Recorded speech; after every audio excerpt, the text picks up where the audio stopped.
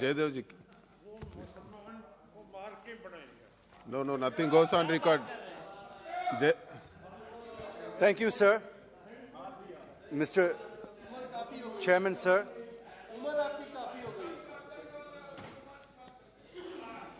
Thank you, sir. Chairman, sir, I rise to support the additional expenditure the Honourable Finance Minister is seeking from the House through the first batch of supplementary demand for grants for 2022-23, and also the demands for excess grants for 2019-20. Sir, I will be brief and crisp since time given to me is very little. Sir, let me start with the issues of my state of Andhra Pradesh first. First is the issue that has been going on for the last 3 years, sir. The farmers of 29 villages who have given 33,000 acres of fertile agricultural land for the development of the capital city of Amaravati have been on a non-stop protest since December 2019, fighting to ensure that Amaravati is made the sole capital of the state and to ensure that the promises made by them by the Government of India are fulfilled. In a few days from now, that is on the 18th of December 2022, we are going to mark 3 years of protest. There has never before been such a long protest by farmers for their rights in the country, sir. I appeal to the Honourable Prime Minister, through the Honourable Finance Minister, to announce that Amaravati will remain the capital of AP. I also request her to provide the funds for the development of Amaravati, as all the development projects are at a standstill. Secondly, sir, I come to Polavaram, the lifeline of Andhra Pradesh, sir. The completion of the project will turn our state into a lush green state, full of crops, and also meet the drinking water requirements of the entire state. Therefore, I urge the Honourable Finance Minister to approve the revised cost estimate amount of 55,548 crores as recommended by the TAC, which includes the cost for land acquisition and R&R for the people displaced due to the project. Finally, through you, sir, I request the Honourable Finance Minister to release the funds for the 18 commitments mentioned in the AP Reorganisation Act. Through you, sir, I would like to remind the government that this is the final budget that is going to be presented before the 10-year deadline that is mentioned in the AP Reorganisation Act comes to a close. And therefore, all of the commitments legally and through the act made by this House should be completed in full by 2020. So the next budget is extremely important for us. And therefore, I request the Honourable Finance Minister to start releasing funds to ensure that all the promises made in the Act to the 5 crore people of Andhra Pradesh are fulfilled in full. Sir, I now come to the supplementary demand for grants and the demand for excess grants. Firstly, rupees 1.09 lakh crores the FM has sought for fertilizer subsidy to farmers. This increase in fertilizer subsidy is primarily due to geopolitical reasons and logistics issues that have arisen due to the Russia-Ukraine crisis. Both are major suppliers of fertilizer to India, and the war between them has disrupted the flow of fertilizers. This demand is also justified since it is meant for farmers. But here I wish to make a point that the Honourable Prime Minister, while inaugurating the Ramagundam Fertilizer Corporation, is on record saying that we need about 2.5 lakh crores for fertilizers. If you add the 1.05 lakh crores provisioned as fertilizer subsidy in the 22-23 budget, with the 1.09 lakh crores proposed now, it comes to about 2.14 lakh crores. So I would be grateful if the Honourable Minister can explain how she is going to fill the gap of around 36,000 crores, sir. The next demand is about the 30,000 crores towards payment of LPG subsidy to OMCs and the subsidy under the PM Ujjwala Yojana.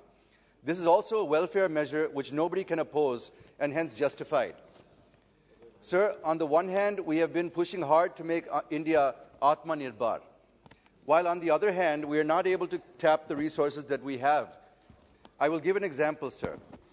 Andhra Pradesh, with nearly 1,000 kilometers of coastline, is having the second longest coastline in India. More than 27 billion cubic meters of natural gas reserves are yet to be recovered from inland and offshore sources in Andhra Pradesh. There are also reserves in Gujarat and the Northeast. The point is, if we are able to tap these resources, we can save huge foreign exchange and also achieve the objective of becoming Atmanirbhar. I'm saying this because we import 60% of our LPG requirement from other countries. Moreover, some natural gas pipelines have also been conceived, such as the Kakinada to Vizag to Srikakulam, which was to be completed in June 2021, but not yet completed.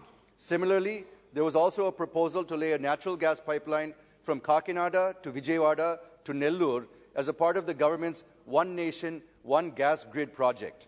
I request the Honourable Finance Minister to clear these from her ministry so that they can be completed as per the schedule, which will help in reducing our dependence on foreign countries, sir.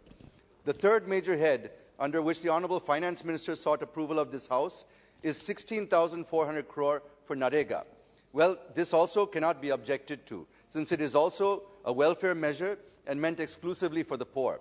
But taking advantage of this opportunity, sir, I wish to make a couple of points on Narega. How long are we going to ask poor, unskilled labour to do manual, unskilled work, sir? Shri Narendra Modi ji, after becoming the Prime Minister, is on record saying that even after 6 decades of our independence, we are still making people dig in for their livelihood. Why cannot we provide them skills, sir, so that they can do other skilled jobs and earn even more? I agree that the Government of India has started the project Unnati, but many states are not showing any interest in skilling Narega workers. Why is the question, sir? What are the reasons behind this? Secondly, the government targeted to give skill training to 20% of Narega workers who completed 100 days of unskilled work in 2020-21. But only a few thousand have been given skill training in 2021, sir. If there are any issues, I request the Honourable Finance Minister and the Rural Development Minister to convince the states for skilling Narega workers. And if there is any additional incentives to be paid to the workers, the Honourable FM can please consider it, because in the long run, there will be less pressure on resources under Narega if we are able to skill our workforce and move them away into real jobs, sir, as they will get more money elsewhere using their newly acquired skills. I'm just 2 minutes, sir. The next point I wish to make is relating to the figure fixed in the budget about expenditure. It was proposed in the budget 2022-23 to spend 39.4 lakh crores when compared to 37.7 lakh crores in 21-22. But if one looks at the expenditure in the first 3 quarters and anticipated expenditure in the last quarter of this fiscal, there's every likelihood of crossing the budgeted figures. It means it is going to breach the fiscal deficit target of 6.4%. Even though we have better GST collections, and we've got about 1.4 lakh crore collections 9 months in a row now, I wish to know to what extent will this help in keeping the fiscal deficit at 6.4%, because the expenditure may breach by around 1 lakh crores this fiscal year. I wish the Honourable Finance Minister to please shed some light on this. Sir, the Honourable Finance Minister, I'm concluding, sir, I'm on the last page. Sir, the Honourable Finance Minister is also proposing to spend about 10% of demands for capital expenditure in railways, roads, and under other heads. Here I wish to point out, and I'm sure the Honourable Finance Minister will also agree with me, that the pace of public capex has come down. I'll just finish in a minute, sir. If one looks at the budget papers, it was proposed to spend 35% higher, which was about 3% of GDP, at 7.5 lakh crores as capital expenditure for 2022-23. But public capex is not picking up. I wish to know the reasons behind this from the Honourable Minister. Moreover, sir, the Honourable Finance Minister in her budget speech at para number 113 allocated 1 lakh crores to states for capital investment. The Finance Ministry approved 58,200 crores under Part 1, but released only 26,300 crores. Under Part 2, 898 crores has been released, and another part, Ministry has approved and released 1,200 crores.